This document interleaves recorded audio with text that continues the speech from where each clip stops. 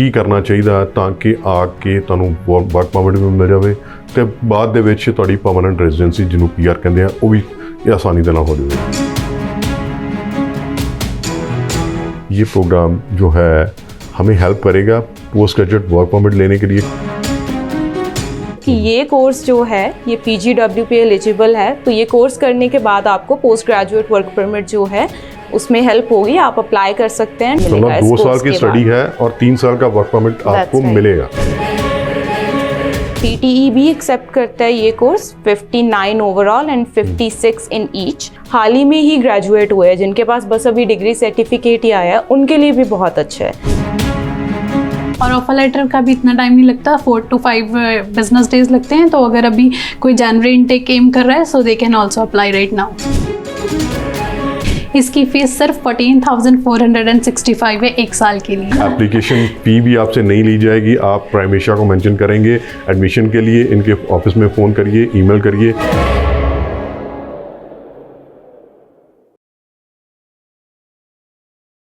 प्राइमेशा television देख रहे हो तुसी अल्बर्टा की राजधानी एडमिंटन तो आप सब का ही अज के स्पैशल प्रोग्राम के बहुत ही निघा स्वागत। मैं मनदीप पुजारा हाज़र हाँ प्राइम इमिग्रेशन लैके। जिस तरह के कैनेडा गवर्नमेंट ने पिछे जे बहुत सारे कानून बदले हैं इमिग्रेशन को लैके, तो हुण इमिग्रेशन संबंधी लोगों के बहुत सारिया चिंतावां पाई जा रही हैं। समझ नहीं आ रहा कि स्टडी वीज़ा ते अगर कैनेडा आना किहड़े प्रोग्राम लेने चाहिए, की करना चाहिए ताकि आके तुहानूं वर्क परमिट भी मिल जाए तो बाद दे विच तुहाडी परमानेंट रेजिडेंसी जिन्हों पीआर कहते हैं वो भी आसानी दे नाल हो जाए। जिस तरह के 5 सैक्टर्स को आइडेंटिफाई किया गया कैनेडा गवर्नमेंट वालों, जिहदे सब तो प्रमुखता दे विच हैल्थ है, उस तो बाद ट्रांसपोर्टेशन है, दैन स्टेम हैगा, उस तो बाद ट्रेड है। इस तरह के सैक्टर्स दिन विच तुसीं अगर एजुकेशन लैंदे हो तो तुहानूं कल वर्क परमिट भी मिल जाता है तो बाद विच परमानेंट रेजिडेंस के पाथवे भी तुहाडे लई ओपन हो जाते हैं। तो मैं अज इस चीज़ को सामने रख के एजुकेशनल सर्विसेज के ऑफिस पहुंचे हैं।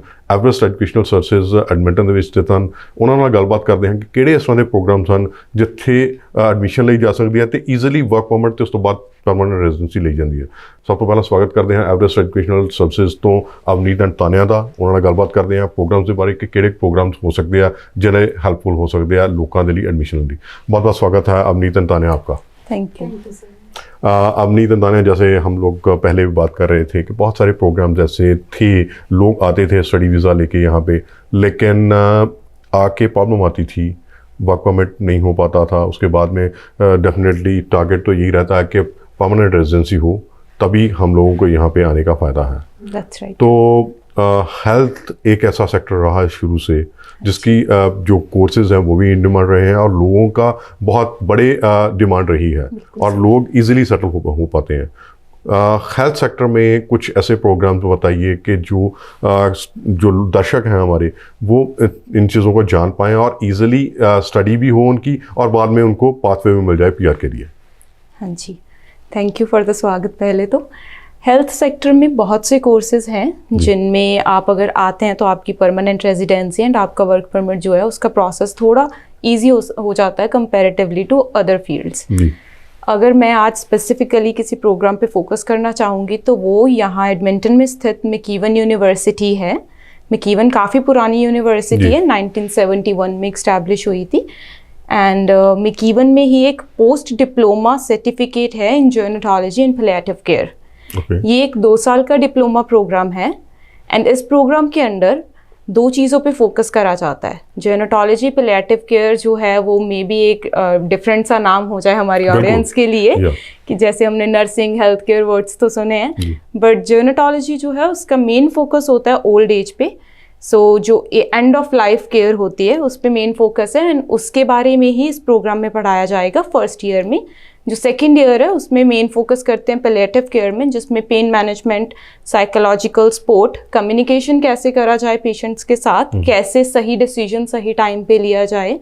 सो ये सारे टॉपिक्स जो हैं इस प्रोग्राम के अंडर कवर करती है मैकीवन। सो बेसिकली दर्शकों के समझने के लिए हेल्थ सेक्टर में है डेफिनेटली ये प्रोग्राम। That's right. लेकिन कौन लोग हैं जो इसके लिए एलिजिबल हैं? जैसे बहुत सारे लोग हैं पहले एजुकेशन ले रखी होती है, 12th पास नहीं होती है, ऑलरेडी एजुकेशन उनके पास होती है और वो लोग चाह रहे होते हैं कि कनाडा में आके आप उस प्रोग्राम में जाएं जहाँ पे आपको जॉब भी जल्दी मिल जाए और अच्छी पे भी हो, सैलरी अच्छी हो और उसके बाद में परमानेंट सही रेजिडेंसी है। भी हो। तो इसको किस में आप डालेंगे? जैसे कुछ नर्सेज होते हैं, कुछ डॉक्टर्स होते हैं, कुछ सपोर्ट स्टाफ होता है।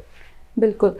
तो ये एक ऐसा प्रोग्राम है, बिकॉज हेल्थ केयर प्रोग्राम है तो कहीं ना कहीं तो हेल्थ बैकग्राउंड ही चाहिए, जी। वो तो है ही।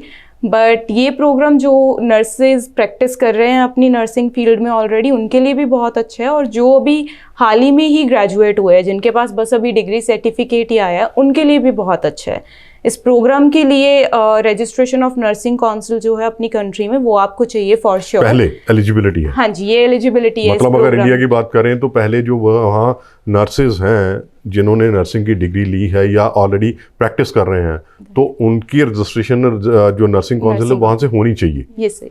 ओके। तो ये उन्हें चाहिए, ये एक रिक्वायरमेंट है।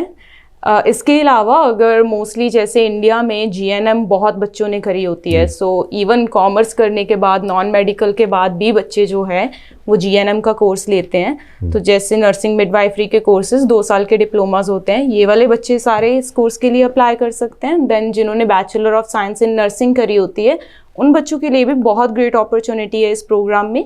एंड McEwan जो है उसने अपना सारा थियोरेटिकल एंड प्रैक्टिकल नॉलेज जो है इस प्रोग्राम में इस तरीके से डाली है कि बच्चे को अपनी जो कल को उन्होंने रियल टाइम में प्रैक्टिस करना है उसमें भी कोई प्रॉब्लम नहीं होगी। तो मैं यहाँ रोकना चाहूँगा आपसे।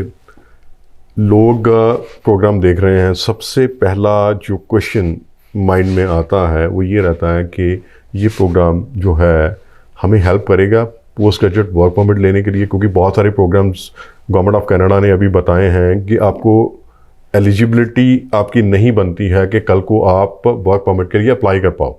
अगर वर्क परमिट नहीं होगा तो डेफिनेटली उसके बाद में परमानेंट रेजिडेंसी का भी पाथवे नहीं होगा। सबसे पहले तो ये program post graduate work permit के लिए एलिजिबल होगा, नंबर 1। उसके बाद में अगर अल्बर्टा में है तो डेफिनेटली अल्बर्टा AINP जो प्रोविंशियल जो आपकी रहती है सपोर्ट गवर्नमेंट की तरफ से, उसके लिए एलिजिबल रहेगा और बाद में PR हो पाएगी। क्योंकि बाकी चीज़ें हम बाद में डिस्कस करेंगे। दर्शक सबसे पहले यही माइंड में रख के चल रहे होंगे कि प्रोग्राम वो लेना है जिससे वर्क परमिट भी मिले और बाद में परमानेंट रेजिडेंसी भी हो पाए। बिल्कुल सही है आपका, बिल्कुल मैं इस चीज़ के साथ अग्री करूंगी कि पहला क्वेश्चन स्पेशली हमारी ऑडियंस को यही होगा।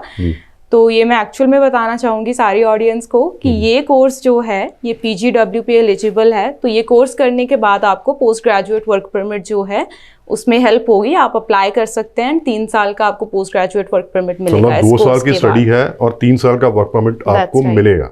इवन ये चेंजेस हुए हैं, उसके बाद बहुत से प्रोग्राम हैं। हेल्थ केयर के भी कुछ प्रोग्राम्स हैं जो नहीं आए हैं लिस्ट में, बट ये जो प्रोग्राम है post diploma in gerontology palliative care McEwan का, ये प्रोग्राम एलिजिबल है PGWP के लिए। जैसे आपने कहा कि अल्बर्टा में जो आते हैं उन्हें AINP का कंसर्न होता है, तो यस बाकी प्रोविंसेस में PR का हम देख ही रहे हैं, बहुत बच्चों को मूव होना पड़ता है स्टडी के बाद। तो आई गेस की बेस्ट अपॉर्चुनिटी है अल्बर्टा में ही आए, अल्बर्टा में ही आप सेटल डाउन हो जाएं, कहीं मूव होने की ज़रूरत नहीं होगी, बिकॉज ये AINP के लिए एलिजिबल प्रोग्राम है। आप अपना एक्सपीरियंस लेके, जॉब एक्सपीरियंस जो आपको चाहिए, एंड उसके बाद अप्लाई कर सकते हैं डायरेक्टली PNP की फाइल के लिए। नेक्स्ट क्वेश्चन अब आता है। मुझे लग रहा है कि अब जो दर्शक हैं प्रोग्राम देख रहे हैं उनको ये तो हो गया कि ये प्रोग्राम हम अगर इसके बारे में जानेंगे तो हमें हेल्प मिलेगी आने वाले टाइम पे पोस्ट ग्रेजुएट वर्क परमिट के लिए और साथ के साथ PR के लिए। बेनिफिट क्या है इस प्रोग्राम को स्टडी करने के लिए? जॉब मार्केट कैसी रहती है? जॉब मार्केट तो जैसे हेल्थ का नाम आता है तो मुझे लगता है कि सबको पता ही है कि हर जगह डिमांड बढ़ जाती है। कनाडा में शॉर्टेज है हेल्थ केयर डिपार्टमेंट में, तो ये प्रोग्राम डिज़ाइन ही इसलिए करा गया है कि ये शॉर्टेज को कहीं ना कहीं ओवरकम कर सके, और वो जो पोजीशंस खाली हैं उन्हें हमारे कैंडिडेट्स जो इंडिया से आएंगे, जहाँ किसी भी स्टेट से, तो वो आके फिल इन कर सके। जॉब अपॉर्चुनिटीज़ बहुत अच्छी है, एंड बेस्ट पार्ट ये कि जैसे ही आप यहाँ पे आते हैं, क्योंकि आपके पास ऑलरेडी बैचलर ऑफ नर्सिंग है, जहाँ आपके पास नर्सिंग का डिप्लोमा है, तो आप एलिजिबल हो जाओगे हेल्थ केयर एड सर्टिफिकेट के लिए। प्रोसेस है, 1 मंथ लग जाता है, बट हमारे पास प्रॉपर गाइडेंस है, हमारा स्टाफ जो है उस चीज़ पे ट्रेंड है। तो कोई भी जो बच्चा इस प्रोग्राम में अप्लाई कर रहा है, हम उन्हें स्टेप बाय स्टेप कैसे प्रोसीड करना है एप्लीकेशन के साथ वो बताएंगे, एंड विद इन 1 मंथ उनके पास हेल्थ केयर एड का सर्टिफिकेट आ जाएगा। तो उन्हें ये भी नहीं ज़रूरत कि वो वेट करें इस कोर्स कंप्लीट होने का, वो आते ही अपनी ही फील्ड में जॉब करना जो है वो स्टार्ट कर दें। एंड देन पे रेट्स नर्सिंग वालों के बहुत अच्छे होते हैं, so this is a great opportunity. That's really wonderful. And basic eligibility requirements इस प्रोग्राम को लेके, जैसे एज रहती है, कौन सी कितनी एज होनी चाहिए, उसके बाद में बहुत सारी और चीज़ें होती हैं। सबसे बड़ी प्रॉब्लम तो नॉर्मली जो बाहर से आते हैं इंटरनेशनल स्टूडेंट्स, उनको इंग्लिश रिक्वायरमेंट की रहती है कि इंग्लिश का जो कौन सा लेवल होना चाहिए कि आते ही पहले तो एडमिशन हो जाए, उसके बाद में उनको जॉब भी मिल पाए। बिल्कुल, एज गैप जो है इसमें कुछ ऐसा एग्जिस्ट नहीं करता, तो any age can apply for this program. तो जैसे स्टडी गैप का कंसर्न होता है कि इतना टाइम हो गया स्टडी छोड़े, बट नहीं, ऐसा कुछ नहीं। अनटिल अनलेस आपके पास डिग्री या डिप्लोमा है, रजिस्ट्रेशन ऑफ नर्सिंग काउंसिल है, you are good to go. या तो आप उसमें अप्लाई कर सकते हैं। अगर मैं लैंग्वेज की बात करूं तो आइल्स की इसकी रिक्वायरमेंट्स ओवरऑल 6.5 है, ईच आपको 5.5 चाहिए हर एक मॉड्यूल में। एंड देन PTE भी एक्सेप्ट करता है ये course, 59 overall and 56 in each.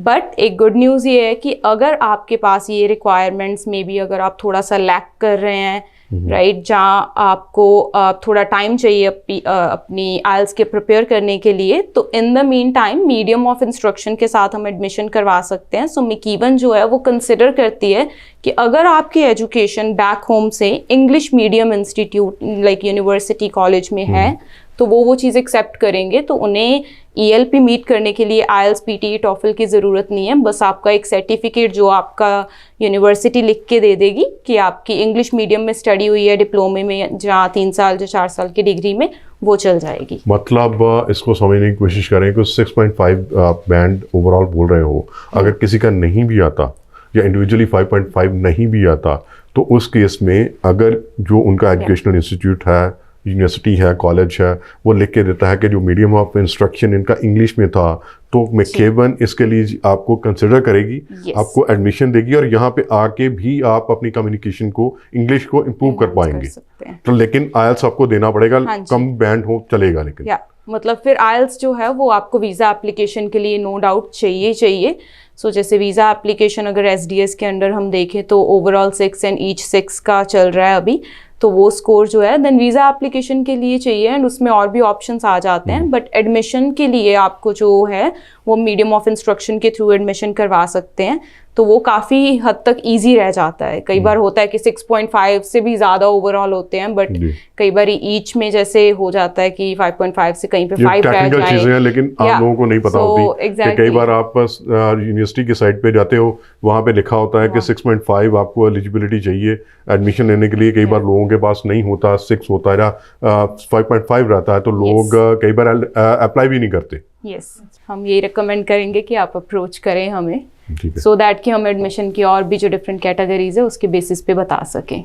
अब बात करते हैं तान्या से। तान्या हमारे पास हैं, कोर्सेज के बारे में बताएंगे कि जो ये प्रोग्राम है इसमें कौन से कोर्सेज पढ़ाए जाते हैं। तान्या, बहुत बहुत स्वागत आपका प्राइम एशिया पे।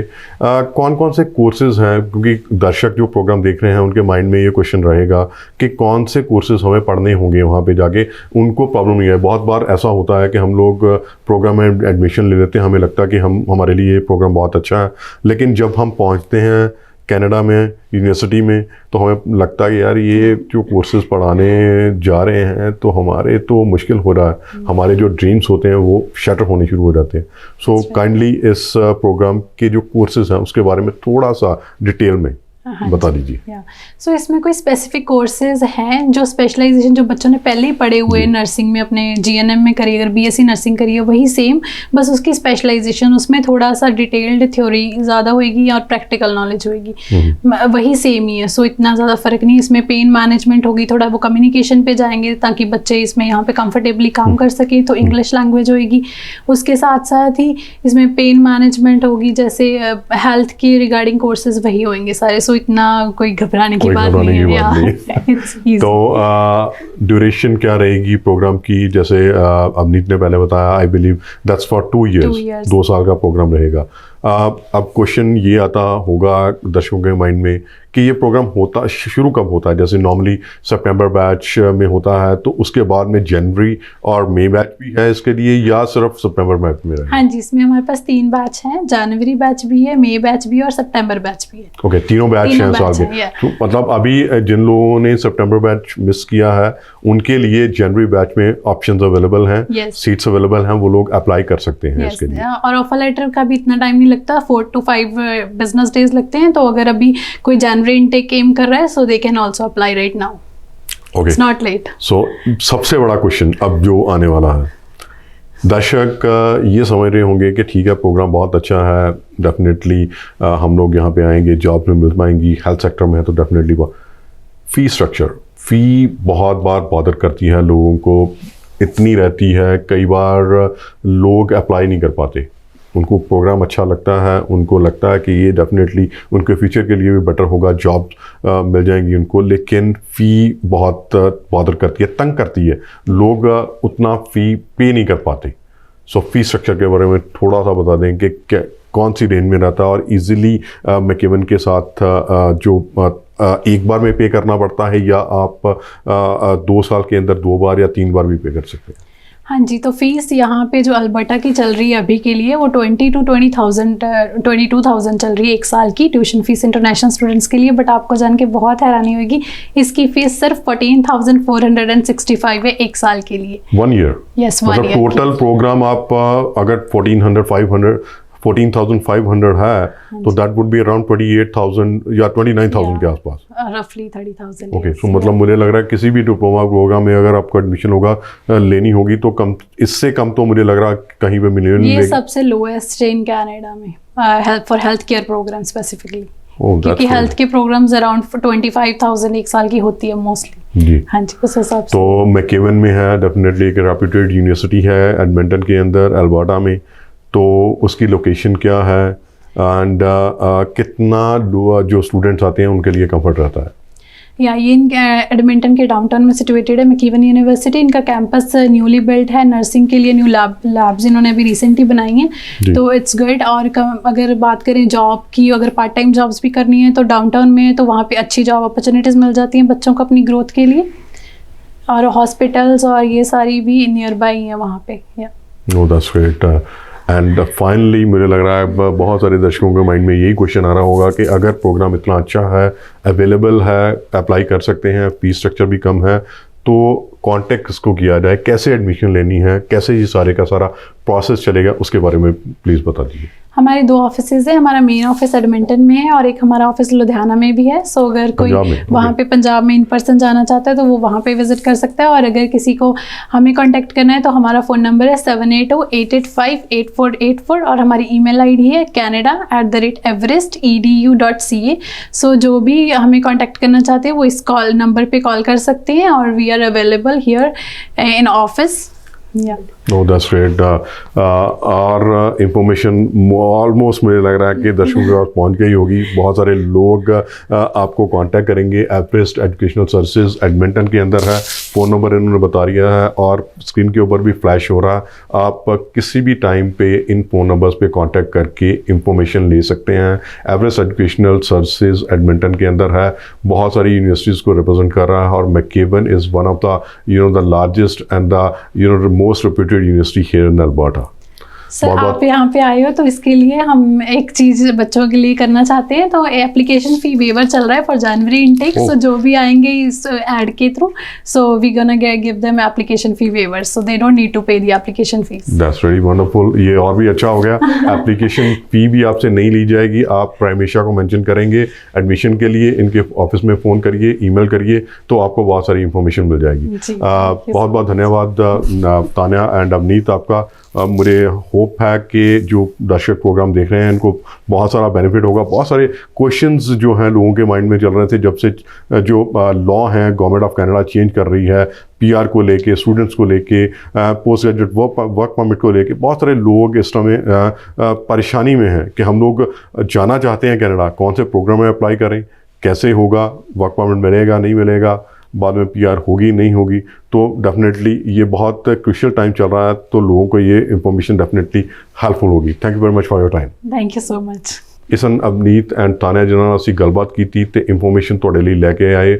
ਐਵਰੈਸਟ ਐਜੂਕੇਸ਼ਨਲ ਸਰਵਿਸਿਜ਼ ਐਡਮਿਟਨ ਸਥਿਤ ਹਨ ਤੇ ਬਹੁਤ ਪੁਰਾਣੇ ਸਮੇਂ ਤੋਂ ਕੰਮ ਕਰ ਰਹੇ ਹਨ। ਬਹੁਤ ਸਾਰੇ ਲੋਕਾਂ ਦੇ ਵਿੱਚ ਇਹਨਾਂ ਦਾ ਵਿਸ਼ਵਾਸ ਹੈ, ਤਾਂ ਤੁਸੀਂ ਵੀ ਇਹਨਾਂ ਨਾਲ ਕੋਈ ਜਾਣਕਾਰੀ ਚਾਹੁੰਦੇ ਹੋ ਤੇ ਤੁਸੀਂ ਇਹਨਾਂ ਨਾਲ ਕੰਟੈਕਟ ਕਰ ਸਕਦੇ ਹੋ। ਨੰਬਰਸ ਸਕਰੀਨ ਦੇ ਉੱਪਰ ਫਲੈਸ਼ ਹੋ ਰਹੇ ਹਨ। ਆਸ ਕਰਦਾ ਹਾਂ ਕਿ ਤੁਹਾਨੂੰ ਇਹ ਇਨਫੋਰਮੇਸ਼ਨ ਬਹੁਤ ਹੀ ਸਹਾਈ ਹੋਵੇਗੀ, ਤੁਹਾਡੇ ਲਈ ਫਾਇਦੇਮੰਦ ਹੋਵੇਗੀ। ਮੈਨੂੰ ਮਨਦੀਪ ਪੁਜਾਰਾ ਨੂੰ ਅੱਜ ਦਾ ਪ੍ਰੋਗਰਾਮ ਇੱਥੇ ਸਮਾਪਤ ਕਰਨ ਦੀ ਦਿਆ ਗਿਆ। ਫਿਰ ਦੁਬਾਰਾ ਮਿਲਦੇ ਹਾਂ, ਤਦ ਤੱਕ ਤੁਸੀਂ ਦੇਖਦੇ ਰਹੋ ਪ੍ਰਾਈਮ ਏਸ਼ੀਆ TV, ਤੁਹਾਡਾ ਆਪਣਾ ਤੁਹਾਡੇ ਲਈ।